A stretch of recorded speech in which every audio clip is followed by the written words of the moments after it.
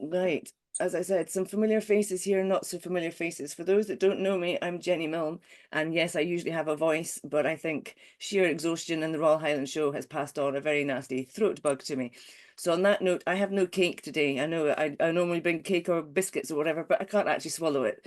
So I can drink, but I can't swallow. So as usual, do we have anybody with cake? I see Kat has got cake sitting on her table there. Very well done, Kat. Yep, it's a good one, an angel. Arrow. Who's got what? Sorry, I can't see or hear. Who's that? Richard Arrow. Richard Arrow. That's very healthy for a Friday morning. Has James Glebe not got his usual piece of fruit? No, you don't. You're shaking your head. Tut, tut, tut. Anyway, it's definitely going to be cake making in my family if my throat stays because it's nice and soft. Anyway, as the mug says in front of you, if you can just stay muted just now for the beginning, that'd be really helpful. For those of you that haven't been before, the chat box really is your friend, okay? So take your time, introduce yourself. And if you've got any questions or you want to ask people bits and pieces that aren't even related to today's cafe, feel free to do that. We do ask just for the first bit of your postcode, just so that we can work out where people are coming from within our community. And obviously the chat box is there to share ideas. And that's what we're doing today. We're focusing on the Rural and Island Mobility Plan today. But just before we kick off, just a wee reminder to those old people that have been here and new people of who's who. So you've got Alex, Alistair, aka Ali, and myself as directors. Then we have our musketeers, a few of which are here today. These are people behind the scenes helping pull together events, sharing news, etc. So thank you very much to those that are here today to support us. And then we've also got some of our advisory group here with us today. I can see Linda's definitely here. I think Artemis has snuck in somewhere, and I'm not sure if Michael's here. And obviously, as normal, a great appreciation to our financial supporters, Smarter Choices, Smarter Places, and then we also have Scottish Rural Action and the Routing Company. So as a typical rural organisation goes, there's a lot of volunteers and a lot of people helping out. So great, we're all deserving our summer break, which is coming up. So some of you won't know about us, but we were founded in 2021 as a KIC, but I started pulling people together back in 2017, and we had our first event in 2018. And the idea was to provide a supporting community for anybody involved in rural transport and mobility, with the idea that we can hopefully make some change and bring some support to people. So if you want to see the vision and the mission, it's all sitting on our website, along with every single publication that we have done. So in the spirit of that, I want to just share a few bits and pieces, aside from my throat infection, which you can't get down the line, you'll be all right. 2 weeks ago, we were at the Mobility as a Service Mass Scotland conference, and I think Steve Cassidy's arrived today.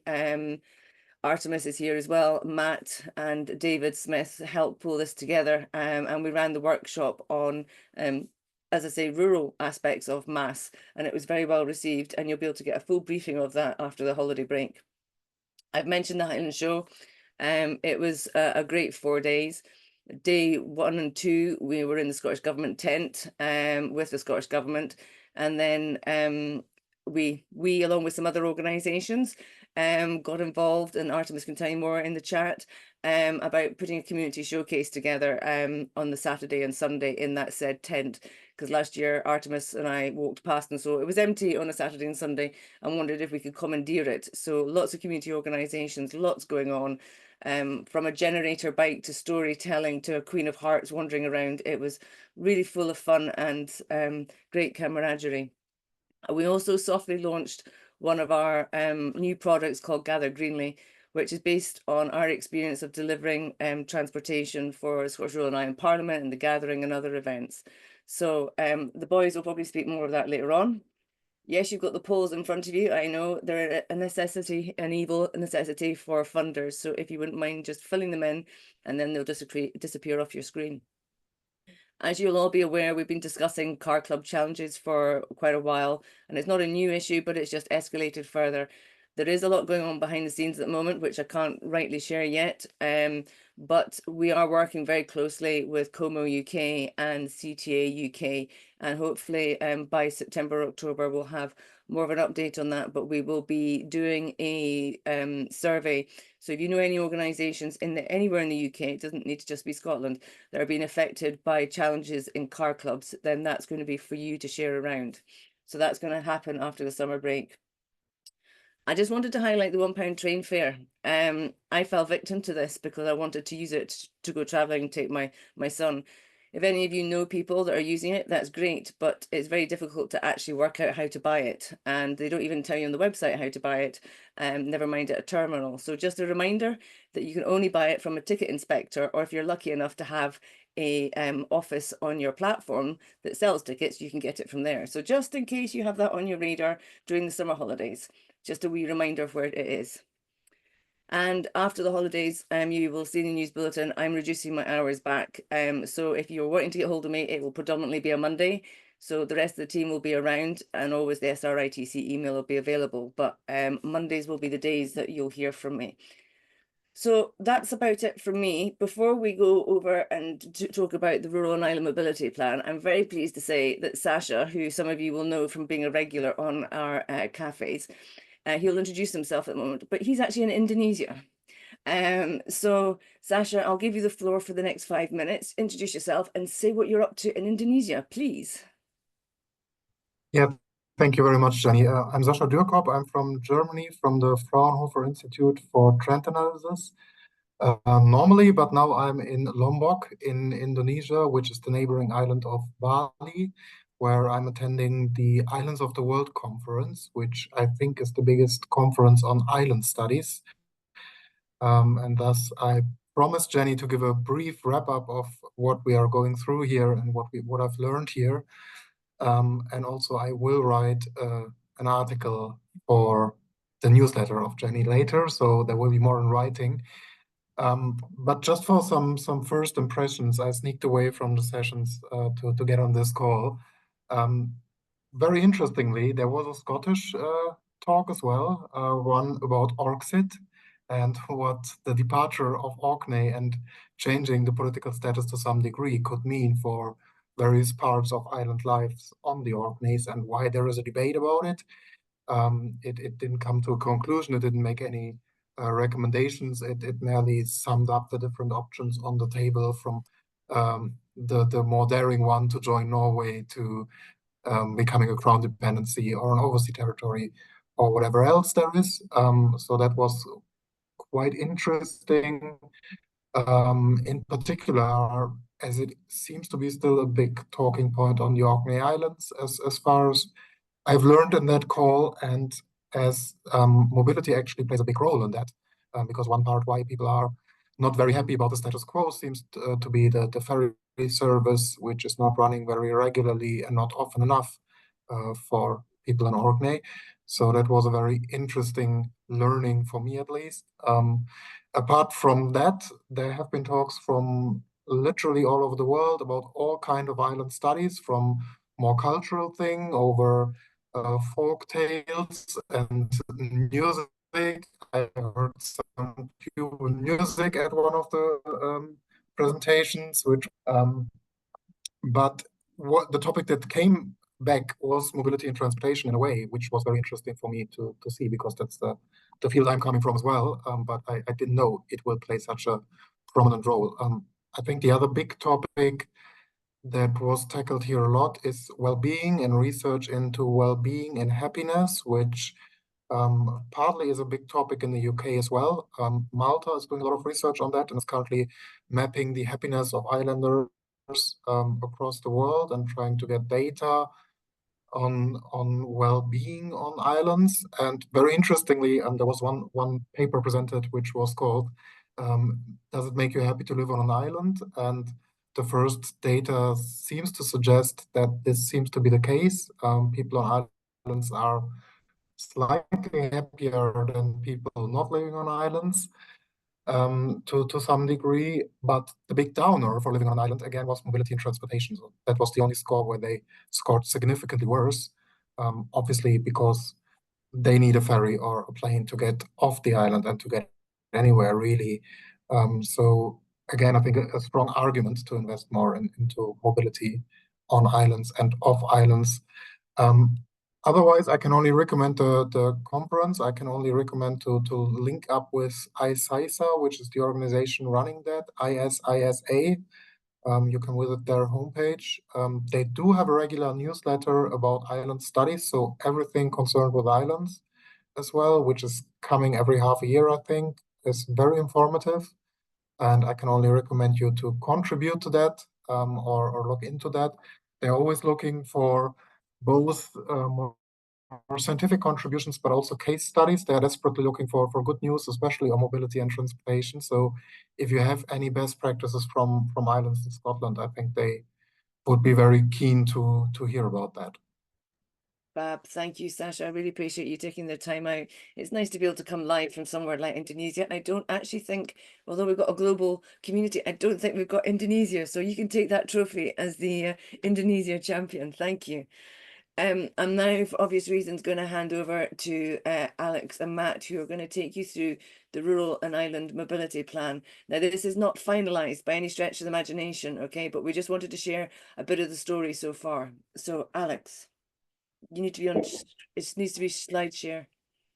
Hold on a second, just make sure I wasn't on mute. Yes, I'm just going back to slide share. There we go. Everybody see the slides okay?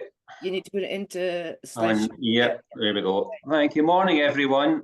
So this was a nice little segue from Sasha into what we've been doing in the last couple of months and will do, as we'll touch on very briefly, over the remaining sort of 9 months, which is development of a rural and islands mobility plan for Scotland. So just to set the scene, this has really emerged from what we've been doing over the last few years, and specifically coming out of a report we produced back in 2022, about 2 years ago. Some of you may hopefully have read it. That was in response to Transport Scotland's NTS2, and we had 6 big asks that came out of that. And the first one was to develop an integrated rural and islands mobility plan. So this was something that was asked for by our community, and something we felt we needed to take action in order to actually materialise and make happen.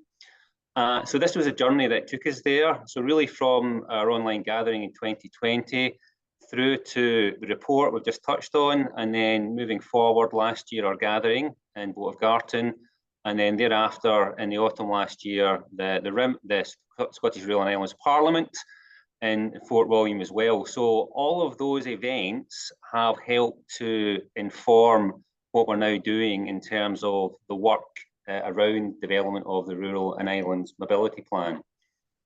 So just to paint a picture in terms of the roadmap that we're working through, first thing to highlight is that we're very fortunate in terms of securing funding to do this work. We couldn't have done it without it, from Smarter Choices, Smarter Places. And as you can see, this will last for a period of 12 months. So it started in April this year, we'll run through to end of March next year. So what we're really going to touch on today is what we've done so far between April and June, end of this month. And thereafter, we'll continue to move forward with our project, with our plan, to focus more on the international side of things, because we want this to be as comprehensive as possible, not just looking at reviewing what's been happening in Scotland, but much more further afield as well, because there are lots of case studies, insights to be gained by looking at best practice in terms of rural mobility plans in other countries as well. There'll be study trips internationally, there'll be workshops we'll be talking more about in due course, and then we're going to pull it all together at the beginning of next year into a formal rural and islands mobility framework. Okay, so what did we review? And before I just explain this, thank you to anyone who contributed documents, publications that have helped us in this process, because we did put some asks out in our newsletters, our news bulletins, and some of you did respond. So if you're here today, thank you for that. And of course, thanks to the team that have been involved in actually doing this work, because it has been, as you can see here, a rather extensive piece of work. We reviewed over 80 documents that run all the way from national level, and that's things like NTS2 and National Planning Framework, down to RTPs, regional transport partnerships, local authorities, and then all the way down to community trusts. We've also published their own plans as well. So we wanted this intentionally to be as comprehensive as possible. And with the time we have available, we think it has been. And we've also pulled in evidence and reports and publications from consultancy work as well, because there have been a number of consultancies, including WSP. I think someone is here today from WSP, we've also done some really good work in investigating some of the challenges around rural transport. Okay, one other thing just to highlight, when we've actually done this work, it's very evident that the plans we're looking at have varying lifespans. So some of the national plans like NTS2 are designed to last for up to 20 years. And then if we take it down to local place plans, they're slightly shorter, 5 to 10 years. I guess what the key thing that we want to take away is the fact that these plans are going to change, because we know how the world's changed over the last 20 years. And we certainly know it's going to change a heck of a lot over the next 20 years. So while we're extracting evidence from the publications we have access to, we know things will change in the not too distant future as well, and we have to take account of that. So process-wise, what was our methodology?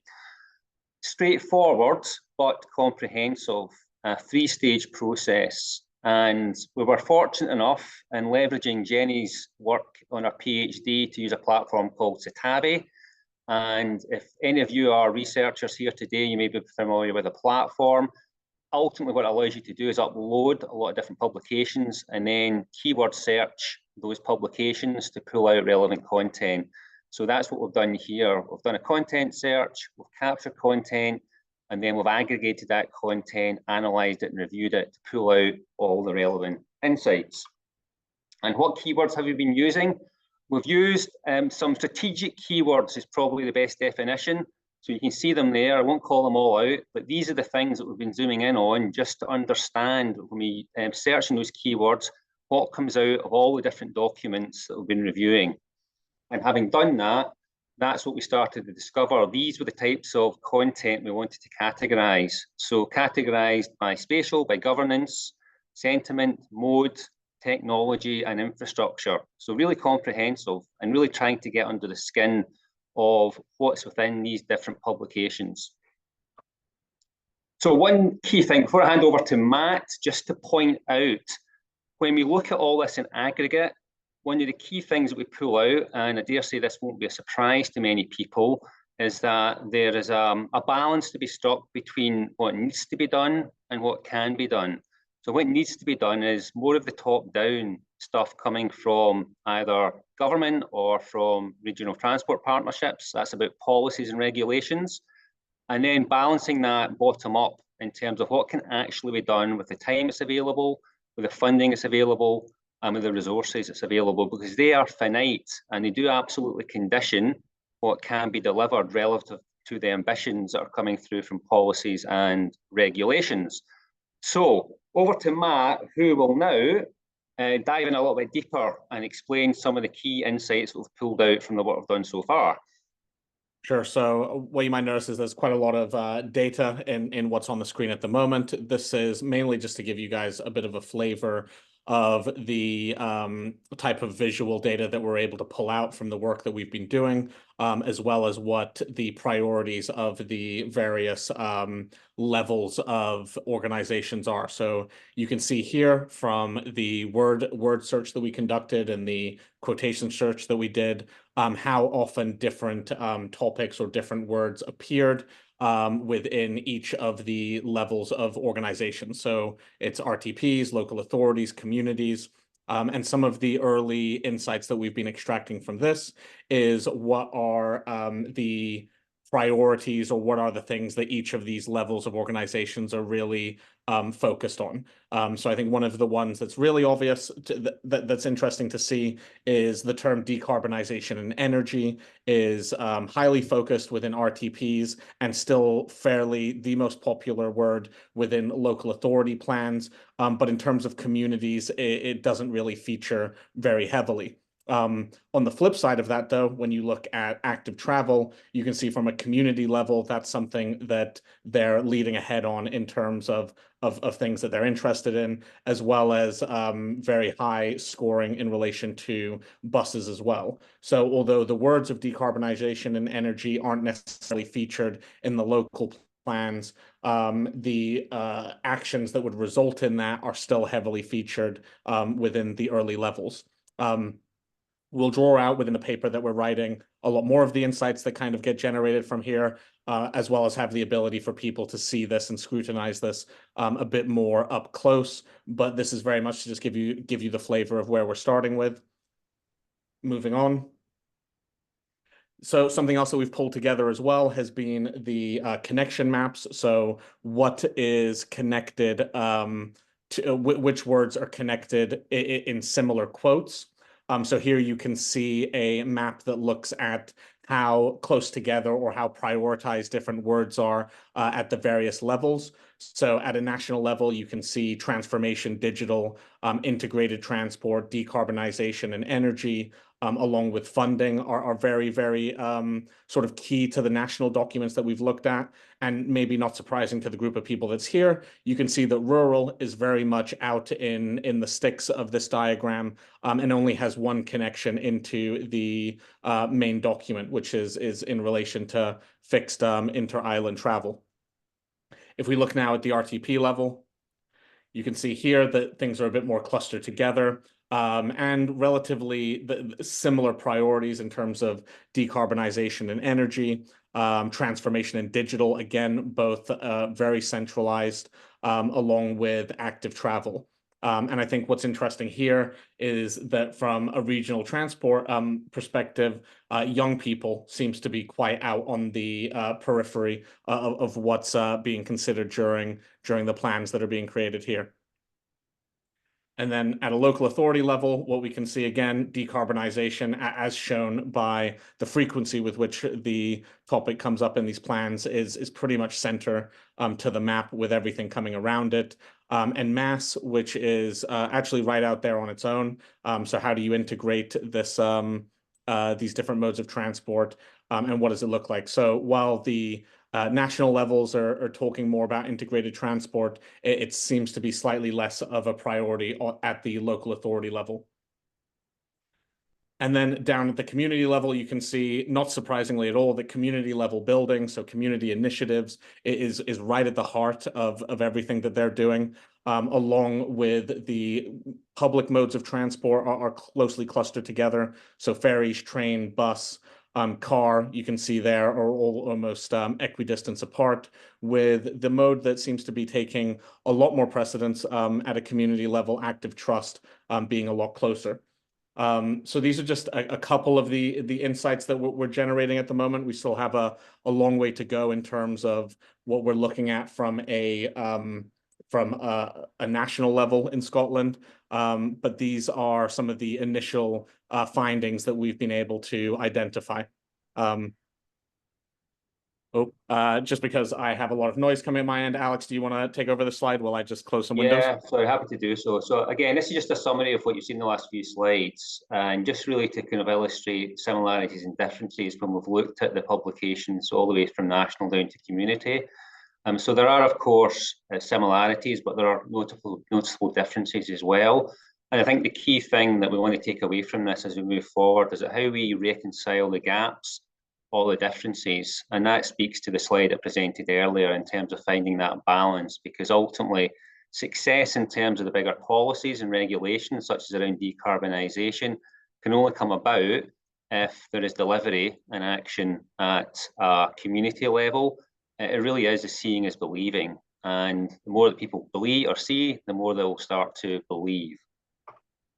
So again, just to wrap this up, these are three, there are more, but three of the key areas that we're really zooming in on in terms of areas for further action. One, of course, is climate change and decarbonisation. Second of all, is this a bit about community level building and how that actually manifests itself in a really practical, meaningful way.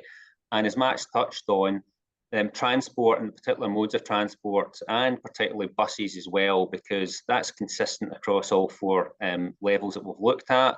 But the truth of the matter is that if you ask young people or you ask older people in terms of their ability to access public transport, access buses today, and to get them to where they want to get to, when they want to get to, it continues to be a real issue, and that has consequences back into things like climate change and decarbonisation. Okay, so next steps, we're moving on. This next few months, starting in late August, is to look internationally and undertake a similar process to what we've done in the last 2 or 3 months, literature review, and pull that into reports. So we'll have more to share with that as we move through the remainder of this year. Again, an action or an ask for everyone is that if you do have any or access to any international publications that are relevant and fit the bill around rural mobility or islands mobility, then we're very happy to receive them and include them as part of the review that we do over the coming months. Okay, so that's the quick walkthrough. There will be a report that follows off the back of this. So we've really just done a very top level summary for you, just to update you on what we have been doing. So hopefully that's been useful, and we'll hand back to Jenny and open it up for questions.